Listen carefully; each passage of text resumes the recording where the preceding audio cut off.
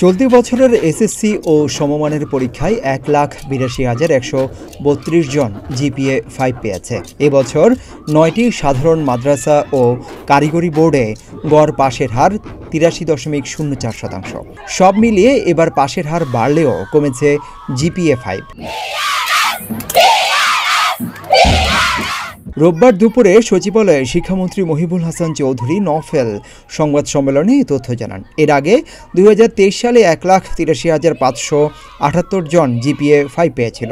পাশের হার ছিল ৮০.৩৯%। চলতি বছর সারা দেশে এসএসসি ও সমমান পরীক্ষায় অংশ নেয় ২০,২৪,১৯২ জন পরীক্ষার্থী। এর মধ্যে পাশ করেছে ১৬,৭২,১৫৩ জন। ৯,৮৮,৭৯৫ জন ছেলের মধ্যে পাশ করেছে ৮,০৬,৫৫৩ জন। পাশের হার ৮১.৫৭%। জিপিএ 5 পেয়েছে ৮৩,৩৫৩ জন। এবার এসএসসিতে ছাত্রীর সংখ্যা ছিল ১০,২৪,৮০৩ জন। এর মধ্যে পাশ করেছে ৮,৬৫,৬৯০ জন। পাশের হার ৮৪.৪৭%। জিপিএ 5 পেয়েছে ৯৮,৭৭৬ জন। পরীক্ষায় অংশগ্রহণ, পাশ এবং জিপিএ 5 প্রাপ্তিতে ছেলেদের তুলনায় এগিয়ে রয়েছে মেয়েরা। এর আগে রোববার ১১টার দিকে গণভবনে প্রধানমন্ত্রী শেখ হাসিনা ফলাফল প্রকাশের কার্যক্রম উদ্বোধন করেন। সকাল ১০টার দিকে বোর্ড চেয়ারম্যানদের নিয়ে প্রধানমন্ত্রীর কাছে ফলের অনুলিপি হস্তান্তর করে শিক্ষামন্ত্রী মহিবুল হাসান চৌধুরী নফেল। পরে বেলা ১১টা থেকেই এসএসসি পরীক্ষার ফল স্ব প্রতিষ্ঠান থেকে এবং অনলাইনে জানা যাচ্ছে। এসএমএস-এর মাধ্যমেও ফল জানতে পারছেন শিক্ষার্থীরা। এবার জানিয়ে দিব কোন বোর্ডে পাশের হার কত। ওয়েবসাইটে প্রকাশিত ফলাফল অনুযায়ী এবছর পাশের হারে এগিয়ে যশোর মাধ্যমিক ও উচ্চ মাধ্যমিক শিক্ষা বোর্ড।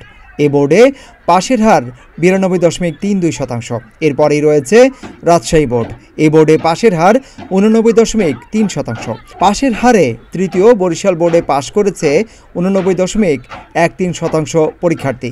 এছাড়া ঢাকা বোর্ডে পাশের হার ৮৩.৯২%।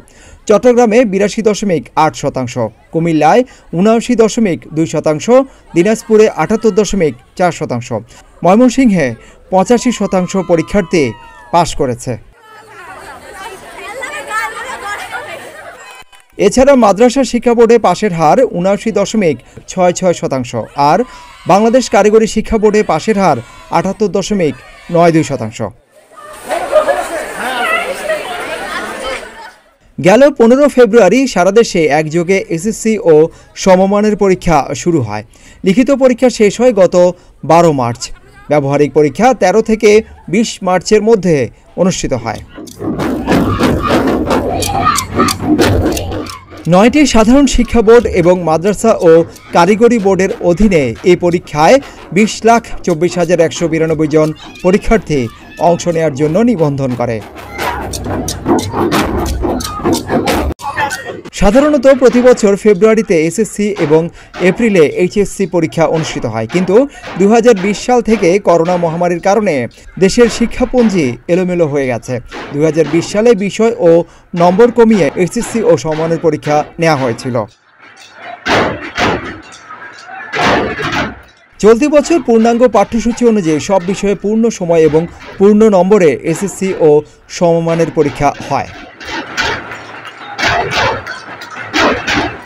এবার জানিয়ে দিব ফল দেখার নিয়মে। বিজ্ঞপ্তিতে বলা হয়েছে, ঢাকা শিক্ষা বোর্ডের ওয়েবসাইটে www.educationboardresult.gov.bd ওয়েবসাইটের রেজাল্ট কর্নারে ক্লিক করে বোর্ড ও প্রতিষ্ঠানের EIN এর মাধ্যমে ফল ডাউনলোড করার পরামর্শ দেওয়া হলো। এছাড়া এসএমএস-এর মাধ্যমেও ফল জানা যাচ্ছে। সেক্ষেত্রে মোবাইলের মেসেজ অপশানে গিয়ে এসএসসি লিখে স্পেস দিয়ে ইংরেজিতে বোর্ডের প্রথম ৩ অক্ষর লিখে স্পেস দিয়ে রোল নম্বর দিতে হবে। এরপর স্পেস দিয়ে পরীক্ষার বছর লিখে 16222 নম্বরে পাঠাতে হবে। ফিরতি মেসেজে ফল জানিয়ে দেওয়া হবে। এছাড়া শিক্ষার্থীরা ঢাকা শিক্ষা বোর্ডের ওয়েবসাইটে প্রবেশ করে রোল ও রেজিস্ট্রেশন নম্বর দিয়ে রেজাল্ট শিট ডাউনলোড করতে পারবেন।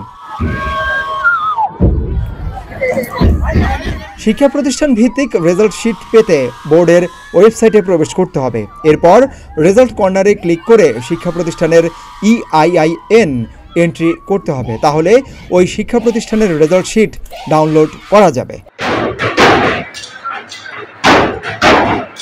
সিদ্দিকুর রহমান রোমন, প্রতিদিনের বাংলাদেশ।